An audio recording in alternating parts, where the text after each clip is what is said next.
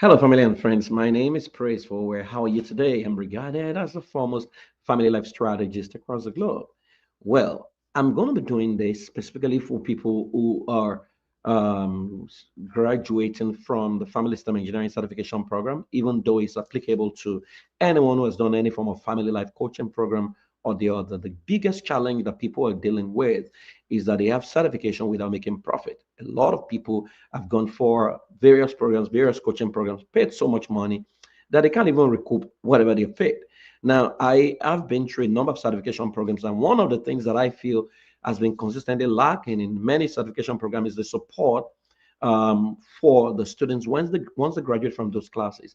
I know that there are students who have to go for um, practicum like we do at the Institute of Family Engineering and Development. When you take a certification program, you have to go to the field and take your do your field work, which is like 100 hours, right? And do your practicum, then you fix an exit interview panel before you certify. But even while people are doing their practicum, it's I believe that they should be able to earn from what they have learned in class. Right. And so this one I have titled it From Certification to Profit. It's going to be a 10-part series, 10 steps fail proof, 10-step fail proof framework for building a profitable family life coaching business. Now I'll tone it down a little bit because you see, when I left some of the certification programs that I did, I remember that my lecturer was saying to us that we couldn't even reach him, that if we had to reach him or talk to him, we had to pay some crazy amount of money. And so I felt something was wrong. And so when we started the Institute of Family Engineering Development, which is the premier institute for family life coaches across the continent of Africa. We presently have a presence in about 19 to 20 countries. One of the things I wanted to do with my team was to enroll people when they graduated from our school and then provide some kind of support. We've done a bit of that. And I always say to them that, see, it's not given. It's like when you go to Harvard or you go to Yale, when you graduate, they don't have to get you a job. That's your responsibility. But we understand that sometimes a lot of people have a problem with selling or becoming profitable. And so we have had to create all kinds of mentoring programs so that the practitioners who are doing well can support the ones who are just starting. And so I love the way King Solomon puts this. And if you know me very well, you know that this is one of my favorite verses of the scriptures. And it says, any enterprise is built by wise planning, becomes strong through common sense, and profits wonderfully by keeping abreast of the facts. So I first want to say, congratulations for leaving class. Congratulations for your certification program. But I'll say to you that that certification program is nothing if you cannot take it to the market and if you cannot speak the language of the market and create an effective strategy that can help you make money. I have run a profitable family life business, which is my private practice over the years, and I have functioned across UK, US, Canada, and different countries of the world. And I have clients from almost all the continents of the world.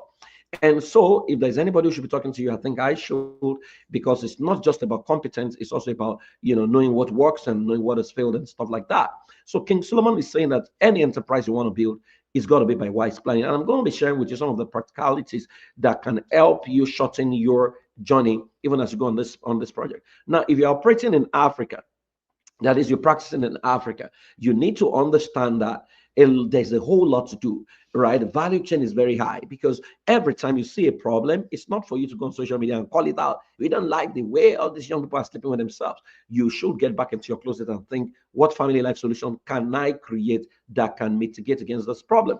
Many years ago, there were young people who were prostituting in Lagos, Nigeria. What did I do? I went into the field to try and rehabilitate. While I was rehabilitating them, I realized that more people were going to join prostitution ring. And so what did I do? I analyzed the people I had rehabilitated and I realized that almost all of them were victims of child sexual abuse. And so what did I do? I decided to prevent child sexual abuse by creating the most comprehensive sexual education kit Africa ever witnessed, right? And then what to teach a child about sex from 18 months to 18 years. And people were buying it. I was making money while solving problems. It was from that I started solving parenting problem, then family life problem and what have you. And look at where that has led me. So a lot of us, we see problems, we talk about it, we call it out, but we do nothing about it. You're calling out does not make you profitable. It doesn't even solve the problem.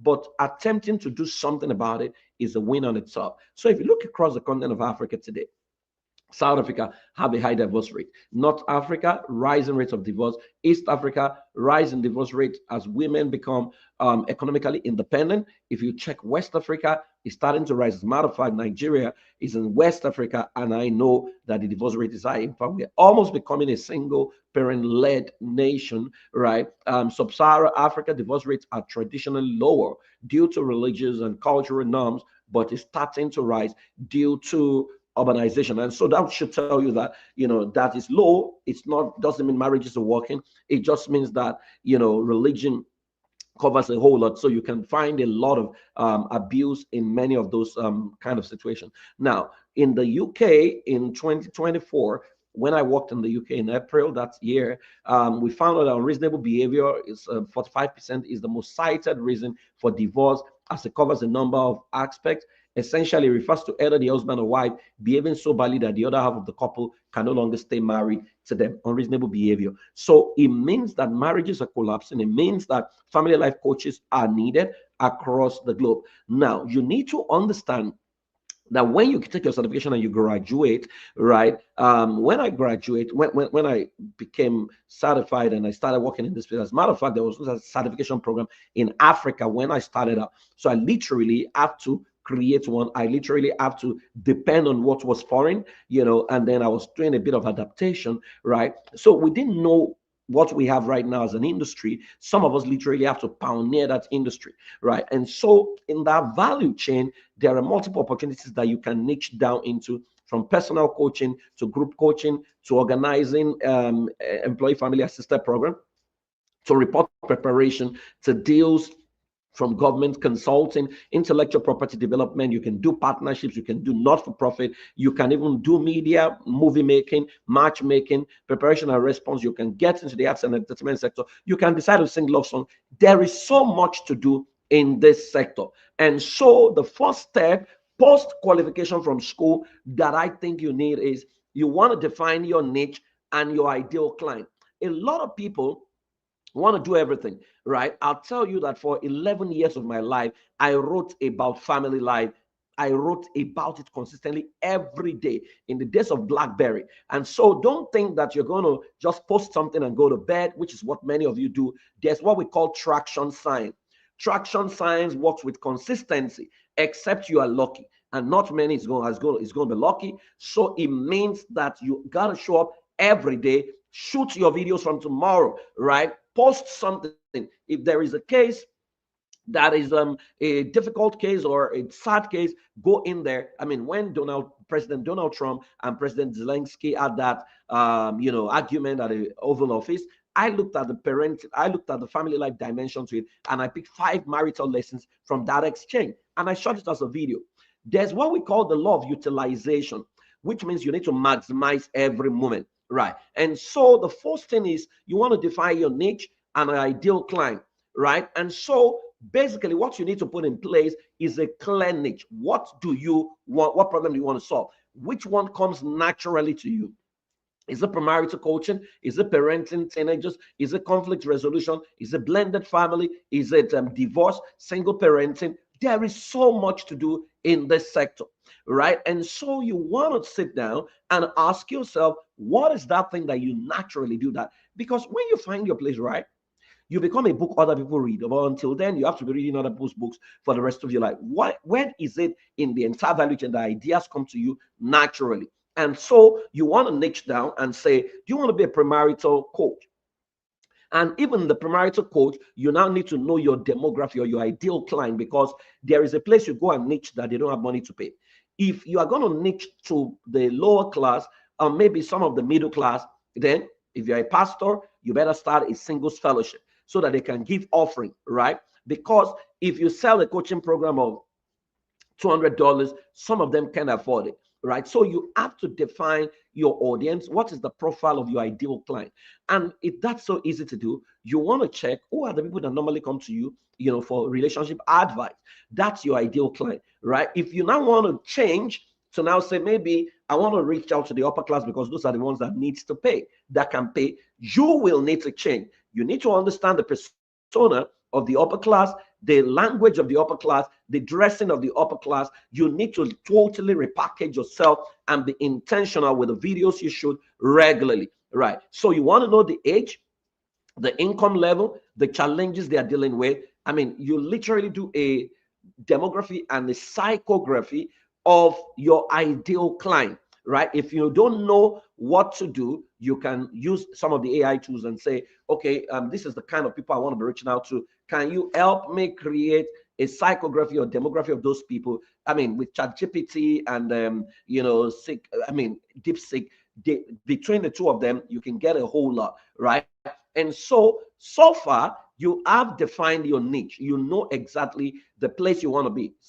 Singles you want to be reaching, that's premarital. So you want to know what are the goal problems around the singles network, right? Or if it's married people, it means it's post-marital counseling, coaching that you want to do. It's not counseling, coaching that you want to do. So you are reaching out to people who want their marriages to work. So that means you want to do retreats, you want to do coaching, you want to do group coaching, you want to do seminars, you want to do all kinds of things, maybe conferences and what have you, right? And so here are the action steps you will have to take. One, can you identify the top 3 family related issues you are passionate about solving? Please don't lie to yourself. What are you most passionate about solving?